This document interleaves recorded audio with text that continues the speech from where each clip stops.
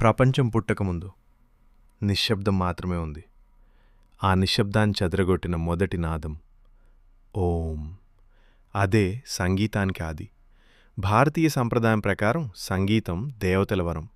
శివుడు డమరుకం మోగించిన నాదం, సరస్వతీదేవి వీణస్వరం ఇవే సంగీతానికి ఆధ్యాత్మిక మూలాలు.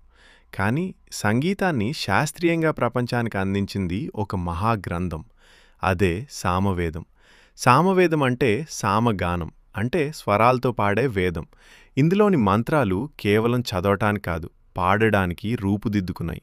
ఇదే ప్రపంచంలోనే మొదటి సంగీత పద్ధతిగా భావిస్తారు. ప్రాచీన ఋషులు ప్రకృతి శబ్దాలను గమనించి వాటిని స్వరాలుగా మార్చారు.